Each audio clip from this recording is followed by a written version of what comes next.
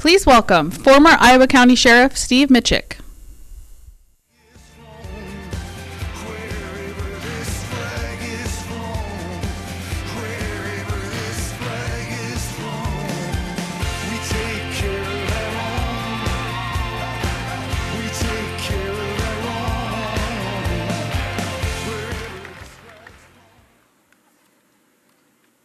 Hello everyone, and thank you for being here today. My name is Steve Mitchick, and I'm the former sheriff of Iowa County, Wisconsin, where I was born and raised on a dairy farm. A true cheesehead. I am a lifelong Republican, and in 2016 I voted for Donald Trump because he sounded like a tough guy who could get things done. Now looking back, I can't believe how wrong I was.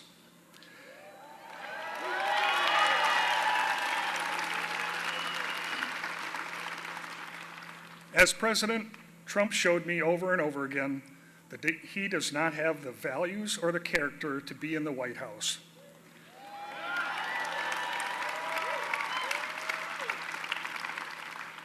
He didn't actually deliver on any of his promises, except, of course, to cut taxes for his billionaire donors on the backs of working families. And then, on January 6th, when I watched Trump try to overturn the election and encourage his supporters to violently storm the U.S. Capitol, ultimately resulting in the death of police officers, I was appalled and terrified. No member of law enforcement should be willing to stand next to him after all we witnessed on January 6th.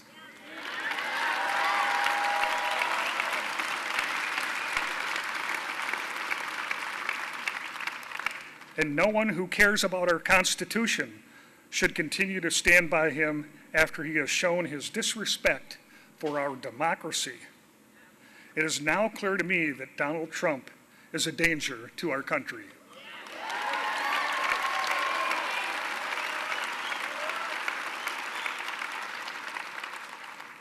That is why I'm voting for Vice President Kamala Harris.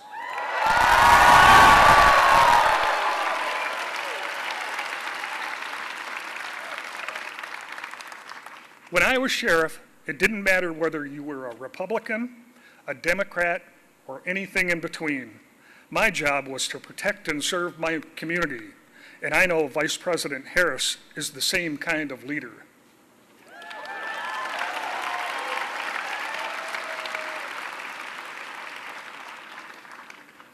As a former prosecutor, she has spent her entire career working to deliver safety, dignity, and justice to the people she serves.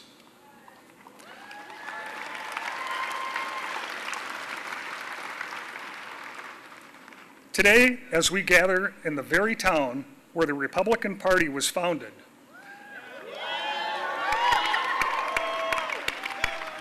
I am asking my fellow Republicans to join me as we turn the page on Trump's campaign of division and chaos.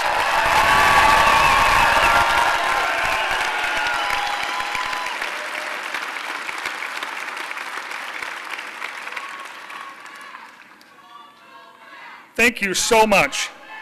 Now it is my honor to introduce a true patriot, someone who will always put her country over party, Congresswoman Liz Cheney.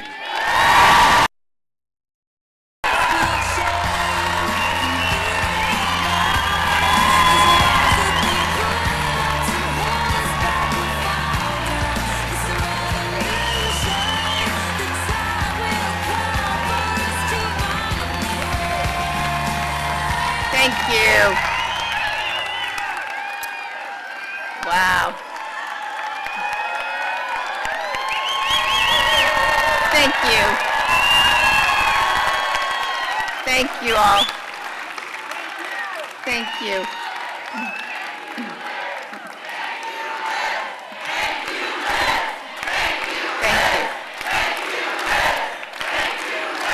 Thank you. Boy, my God, What an amazing, amazing day to be in Wisconsin. Thank you all. Thank you so much. Thank you, Sharon, for your courage and your service and for that wonderful introduction. It is such a pleasure to be here today at Ripon College. And I have to tell you all, Wisconsin is special for me for a particularly important reason. Way back in 1966, when a very young Dick Cheney and Lynn Cheney were graduate students at the University of Wisconsin,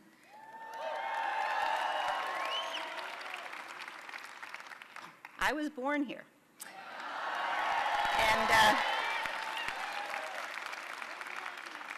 so, go Badgers, exactly. So coming back to Wisconsin always feels to me more than a little bit like coming home. I want you to know the last time that I was here campaigning was 20 years ago, in 2004. And although politics divided us, certainly in that year, we were united in our admiration for the Packers' legendary Bart Starr.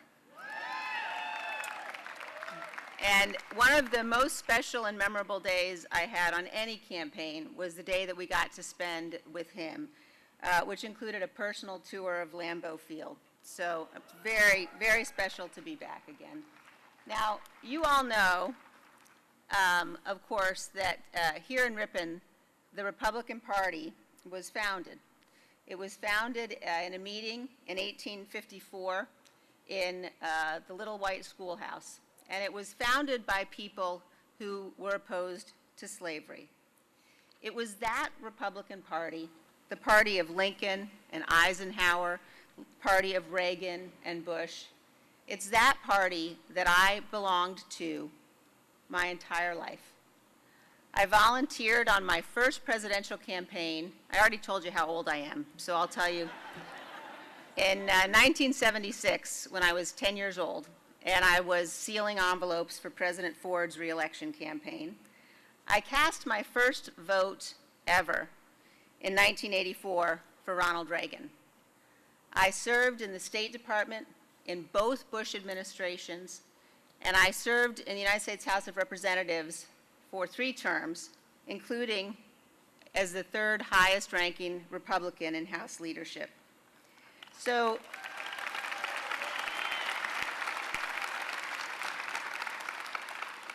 in other words, I was a Republican even before Donald Trump started spray tanning.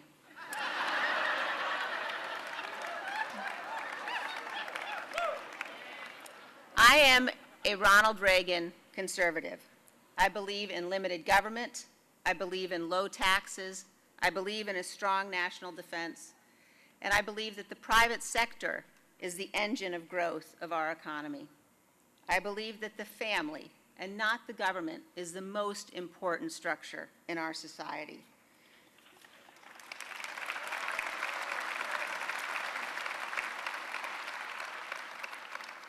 I know that our security and our freedom depend upon a world in which America, with our allies, leads.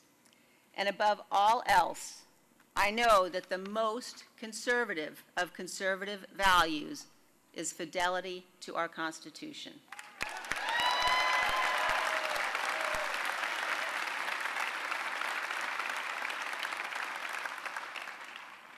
I tell you, I have never voted for a Democrat, but this year I am proudly casting my vote for Vice President Kamala Harris.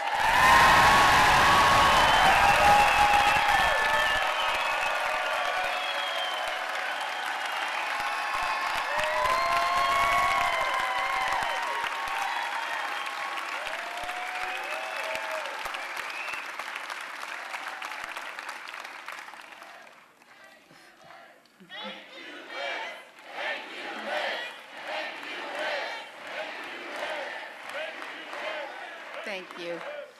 But mostly we're not going back.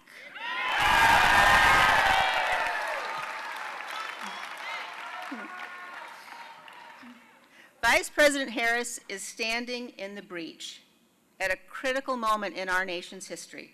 She's working to unite reasonable people from all across the political spectrum.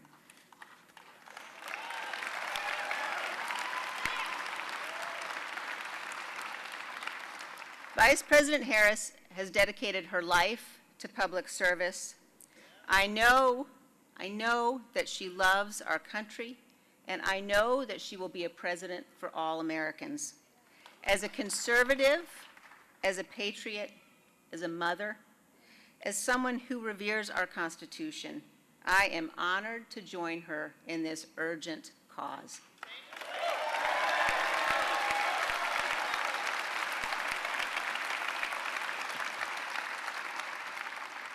As we meet here today, our republic faces a threat unlike any we have faced before. A former president who attempted to stay in power by unraveling the foundations of our republic, by refusing to accept the lawful results confirmed by dozens of courts of the 2020 election. We cannot turn away from this truth. In this election, putting patriotism ahead of partisanship is not an aspiration, it is our duty.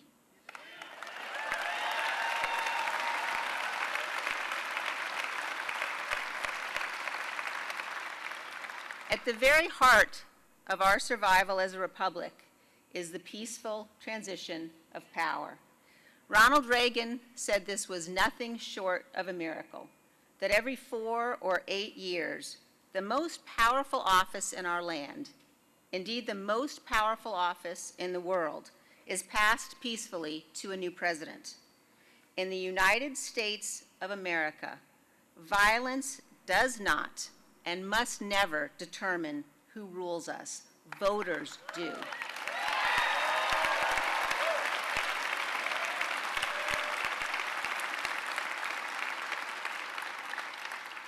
And in this country, under our Constitution, our president has a particular solemn obligation to ensure and guarantee the peaceful transfer of power. Since the beginning of the Republic, every president in our history has fulfilled that duty.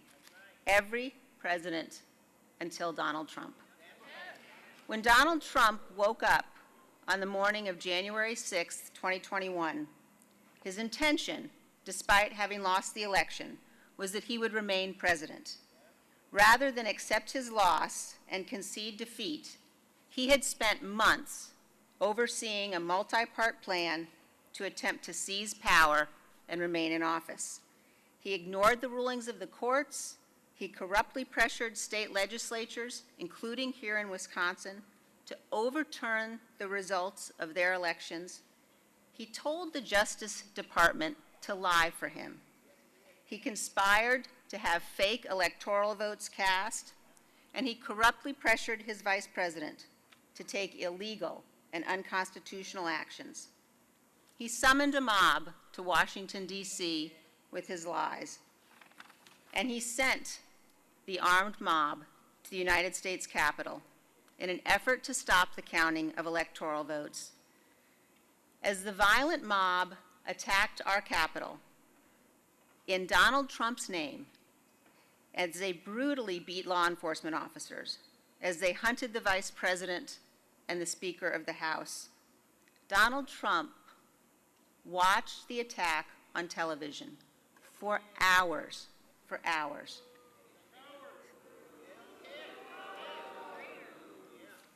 Sitting in the dining room next to the Oval Office, he refused repeated pleas from his family, from his closest advisors, from the most senior officials in his campaign and in our government to tell the mob to leave.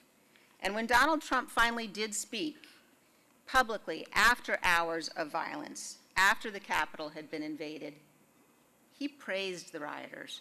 He did not condemn them. That's who Donald Trump is. Those facts that we know about what Donald Trump did, including what he did when our Capitol was under siege, those facts do not come from Donald Trump's political opponents. Those facts come from the people closest to him. They are the ones who testified that Donald Trump did not want to stop the violent attack on our Capitol. When he learned that Vice President Pence was not going to abandon his oath and help Trump seize power, Trump sent out a tweet attacking Pence and further inflaming the mob. One of Trump's aides testified that shortly after that, this aide received a phone call alerting him that the vice president had been evacuated for his own safety from his office off the floor of the Senate. This aide recalled rushing to the dining room to tell Trump, hoping that this information would convince him to take immediate action to ensure the vice president's safety. Instead, after this aide delivered that news, Donald Trump looked up at him and said, "So what?" He said, "So what?"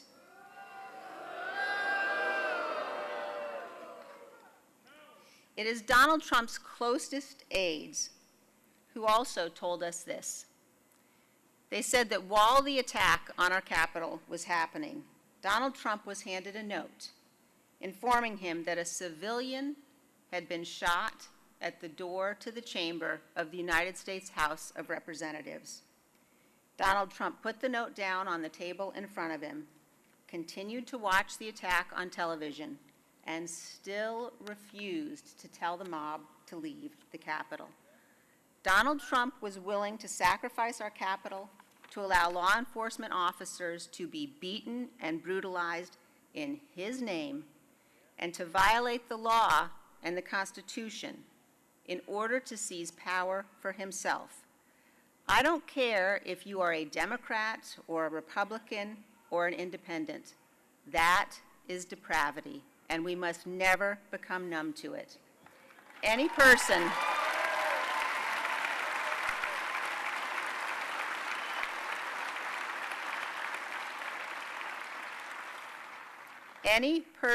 who would do these things can never be trusted with power again.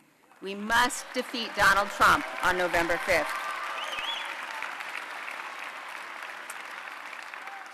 In that election 20 years ago, when we were campaigning in Wisconsin and all across the country, we were campaigning as compassionate conservatives. What January 6th shows us is that there is not an ounce of compassion in Donald Trump. He is petty, he is vindictive, and he is cruel. And Donald Trump is not fit to lead this good and great nation.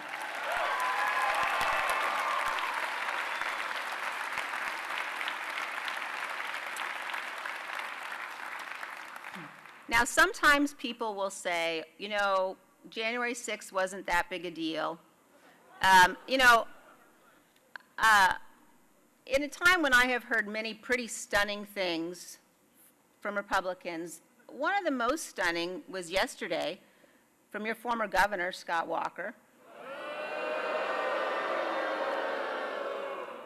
who said basically, people are over January 6th.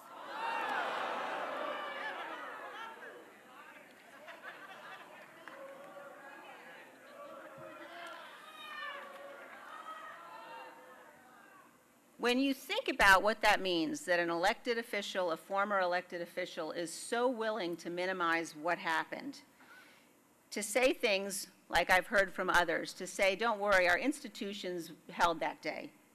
We have a responsibility, all of us, to remind people that our institutions don't defend themselves. We, the people, have to do that. We, the people, defend our institutions.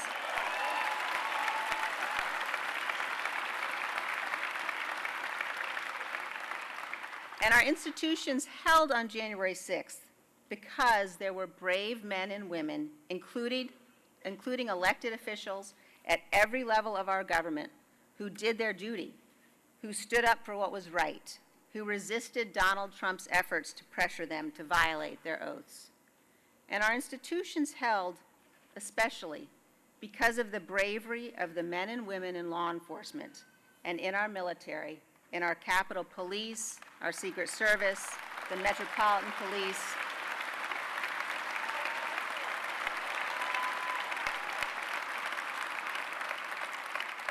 They are the ones who defended our capital, our democracy, and our lives. Many of them fought a bloody, hours-long battle on the west front of the Capitol. Go watch the video of that battle. It is sickening. They're the ones who held the line and prevented far worse from happening that day. They are the true profiles in courage. Do not let anyone lie about what happened and what they did.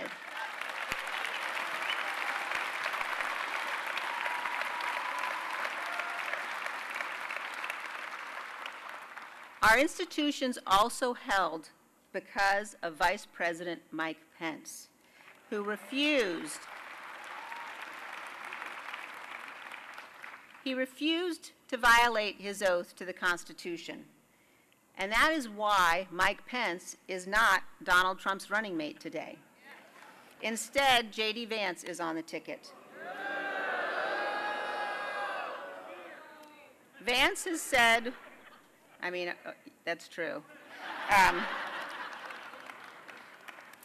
Vance has said repeatedly that he would have done what Donald Trump wanted, that he would have rejected electoral votes. He would have thrown out the votes of the people of Wisconsin because he didn't like the way that you voted. That is tyranny, and that is disqualifying.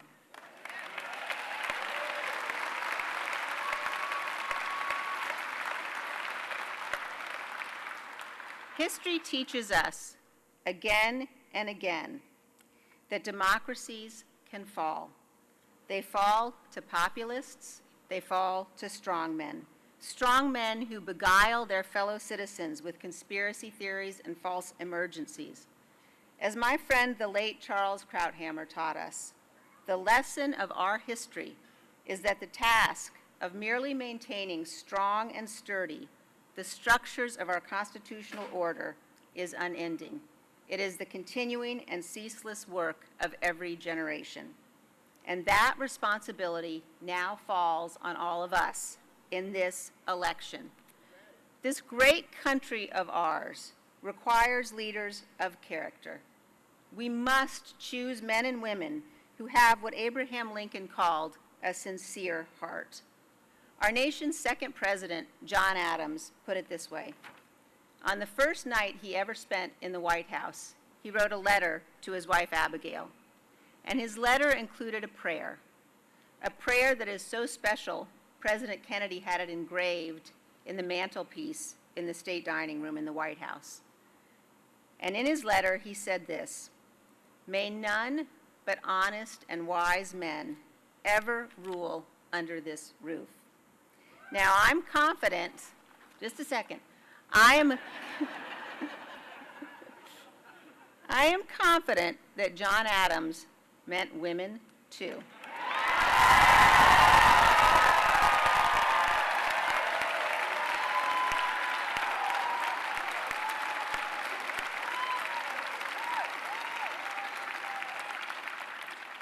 In this election, a broad coalition has come together to support Vice President Kamala Harris.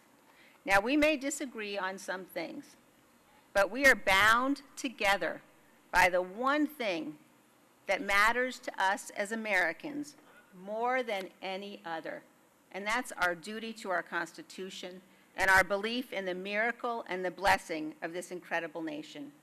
We have a shared commitment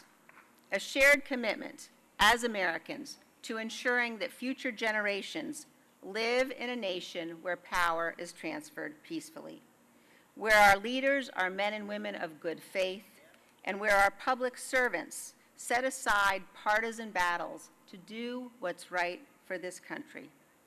So today I ask all of you here and everyone listening across this great country to join us.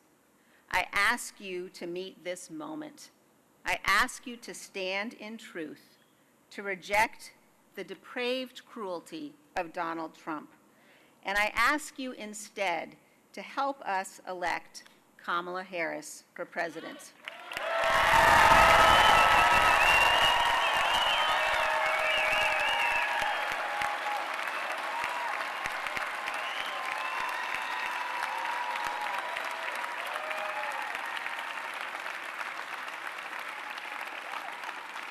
I know that President Harris will be able to unite this nation.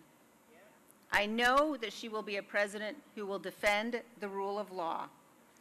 And I know that she will be a president who can inspire all of our children, and if I might say so, especially our little girls.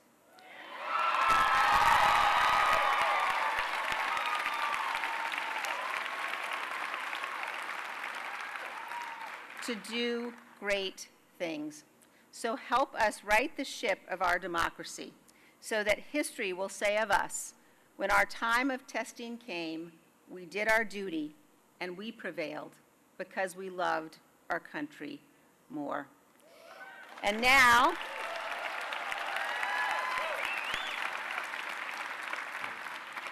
it is my great honor to introduce you to our Vice President and the next President of the United States, Kamala Harris.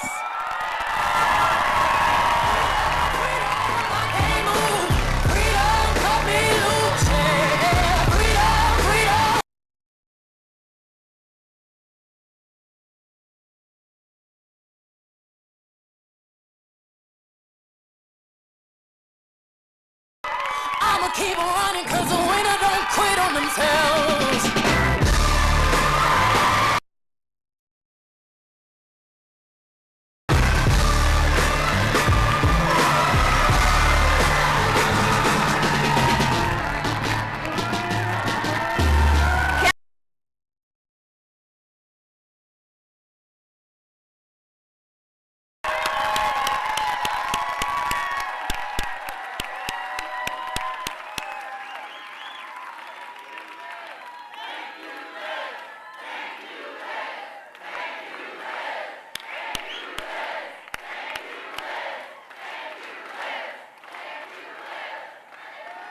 It is.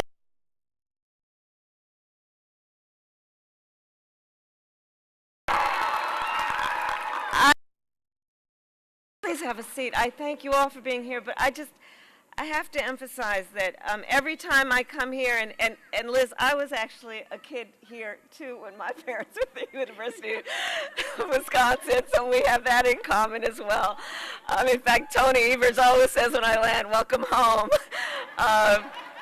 But I say all that to say every time that I've come here recently, one of the conversations that we have, all of us together, is how much we love our country, and that really is the binding factor in us all being together and taking the time to be together to really just renew and remind everyone of what is at stake, but born out of love that we have this fight. And I want to thank you, Liz Cheney, for reminding us that regardless of party affiliation, is a factor that binds us all. And so I thank you for your support and your leadership and your courage.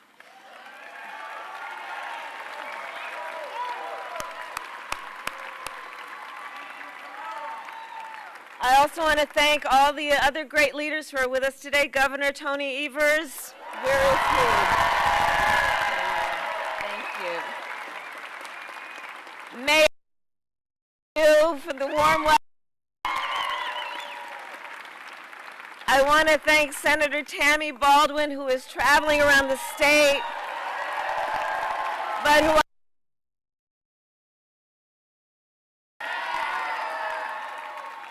Thank you, Sheriff Mitchek, for your support and your life of service to the people of Iowa. And so I do want to say a bit more about Liz Cheney. You all know her leadership, and she has obviously and so importantly been a leader for the people of Wyoming, but she has also been an extraordinary national leader and has served with great honor.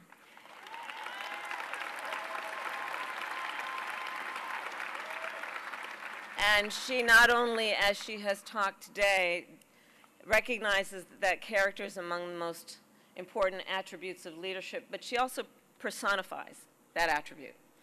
And she possesses some of the qualities of character that I most respect in any individual and any leader. courage, especially at a moment like this, where there are so many powerful forces that have been intent on trying to demean and belittle and make people afraid. And there are many who know it is wrong, and then there are those who have the courage to speak out loudly about it, and the conviction to speak truth.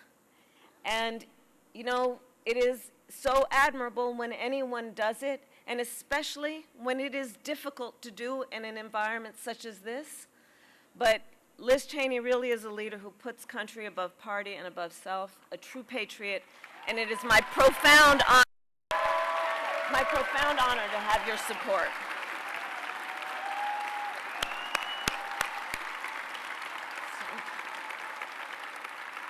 And I also want to thank your father, Vice President Dick Cheney, for his support and what he has done to serve our country. Every endorsement matters, and this endorsement matters a great deal, Liz, and it carries a special significance because, as you said, we may not see eye to eye on every issue, and we are going to get back to a healthy two-party system. I am sure of that.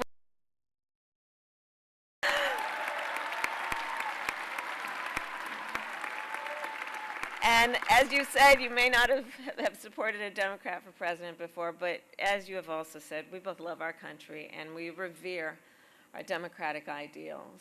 And we both also believe in the nobility of public service. And we know that our oath to uphold the Constitution of the United States of America is a sacred oath, an oath that must be honored and must never be violated.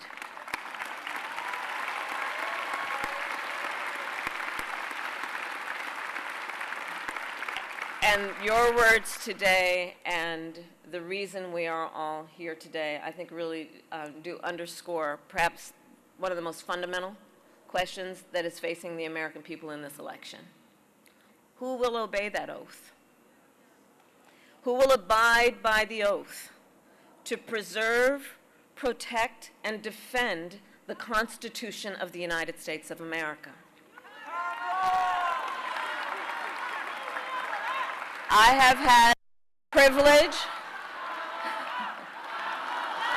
Thank you. Thank you. Thank you. Thank you. Thank you. Thank you. And I have sworn an oath to uphold the Constitution 6 times in my career, including as a United States Senator in upholding that oath. And I have always executed it faithfully and without reservation.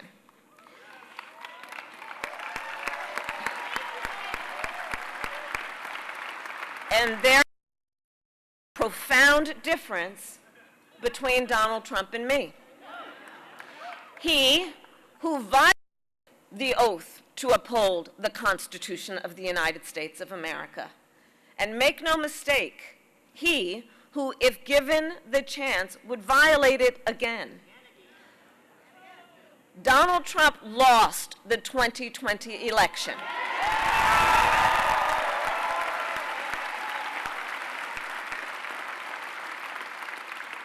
And as you have heard and know, he refused to accept the will of the people and the results of an election that was free and fair. As you have heard, he sent an armed mob to the United States Capitol, where they assaulted law enforcement officers. He threatened the life of his own vice president and refused to engage in the peaceful transfer of power. And let us be clear about how he intends to use power if elected again. He has called for jailing journalists, political opponents, anyone he sees and deems as being an enemy. He has pledged to destroy the independence of the Department of Justice. And he called for deploying our active duty military against our own citizens. Well, you and my running mates both. Well, listen, I believe that anyone who recklessly tramples on our democratic values, as Donald Trump has, anyone who has actively and violently obstructed the will of the people and the peaceful transfer of power, as Donald Trump has, anyone who has called for, I quote, termination of the Constitution of the United States, as Donald Trump has, must never again stand behind the seal of the president.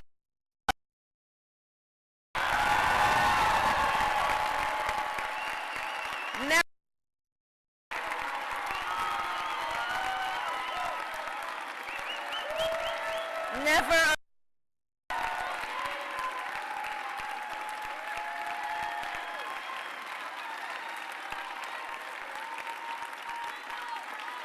And the tragic truth that we are facing in this election for President of the United States is that there is actually an honest question about whether one of the candidates will uphold the oath to the Constitution of the United States. That is the tragic truth of this election, that this is actually an honest question that we are having as Americans. And I know the vast majority of us agree that upholding the Constitution must be a basic requirement we expect of anyone seeking the highest office in the land.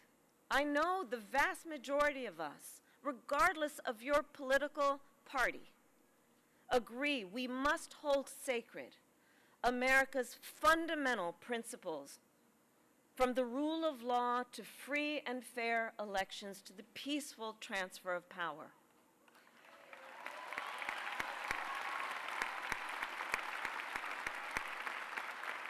And if you share that view, no matter your political party, there is a place for you with us and in this campaign, because those principles, I know, unite us across party lines.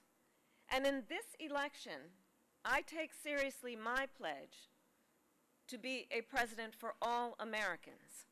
My entire career,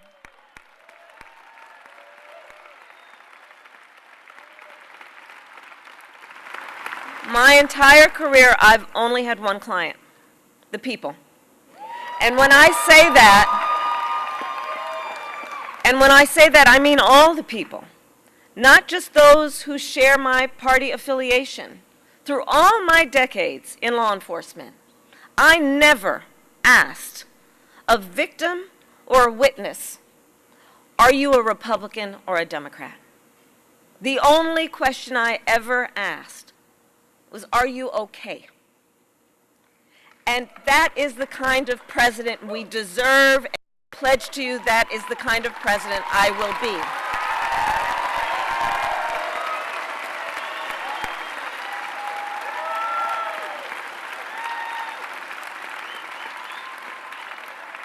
Because the President of the United States must not look at our country through the narrow lens of ideology or petty partisanship or self-interest.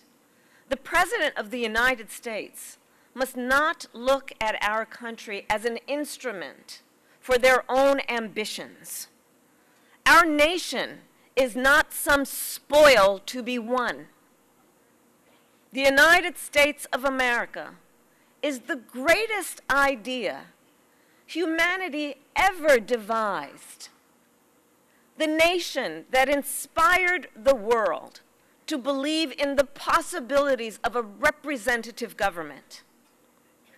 And so, in the face of those who would endanger our magnificent experiment, people of every party must stand together. And let me be clear, democracy and freedom are not only at stake here at home, they are also at stake around the world. As President of the United States, I will strengthen, not abdicate, America's global leadership.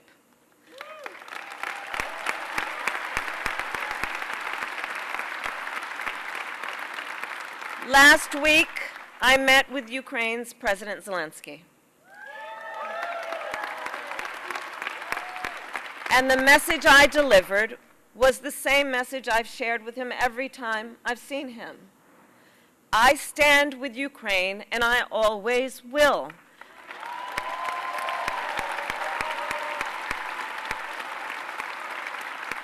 And I told have before, I want Ukraine to prevail. By contrast, in our debate, Donald Trump couldn't even bring himself to say he wanted Ukraine to win the war. Couldn't even bring himself to say that.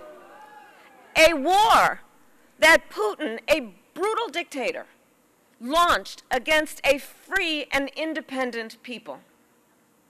Trump wants to force Ukraine to give up its sovereign territory, a bedrock principle upon which we stand and fight for.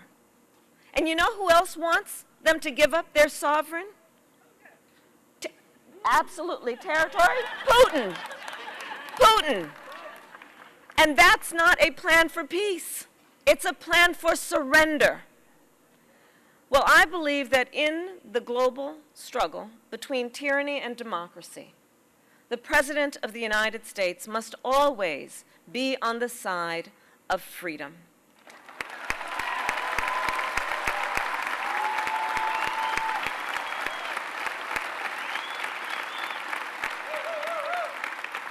So we are gathered here today in Ripon, not far, as the Congresswoman mentioned, from a small building where the Republican Party was born in 1854. Liz Cheney stands in the finest tradition of its leaders. And if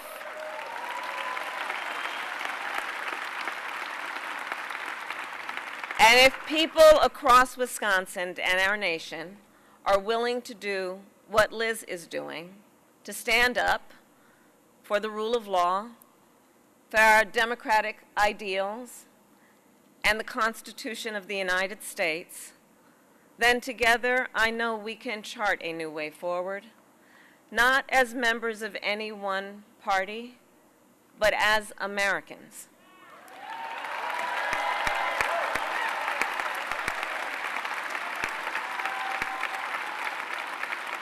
Americans who are united in our devotion to the country we love. I thank you all. May God bless you, and may God bless the United States of America. Thank you all. Thank you.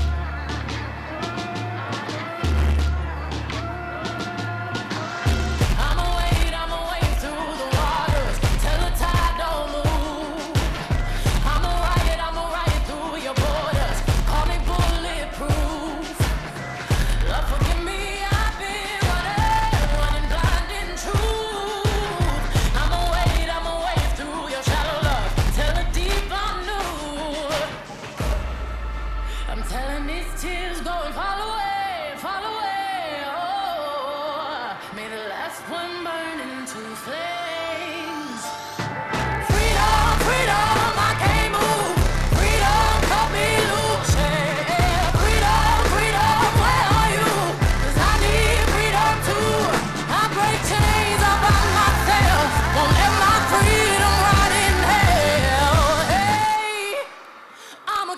shining, cause the winner don't quit on themselves.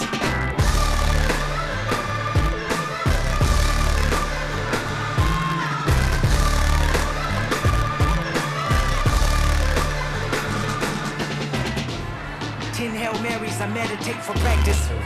Channel 9 News tell me I'm moving backwards.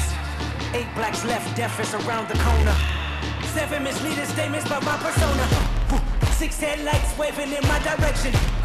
5-0 asking me what's in my possession. Yeah, I keep running, jumping the aqueducts, fire hydrants and hazardous smoke alarms on the back of us. But mama, don't cry for me, rap for me, try for me, live for me, breathe for me, sing for me. Honestly, guiding me, I can be more than I gotta be. Stole from me, lied to me, nation hypocrisy, code on me, driving me wicked. My spirit inspired me like yeah. Open correctional gates in high desert. Yeah. Open our mind as we cast away oppression. Open the streets and watch our beliefs. And when they carve my name inside the concrete, I pray it forever.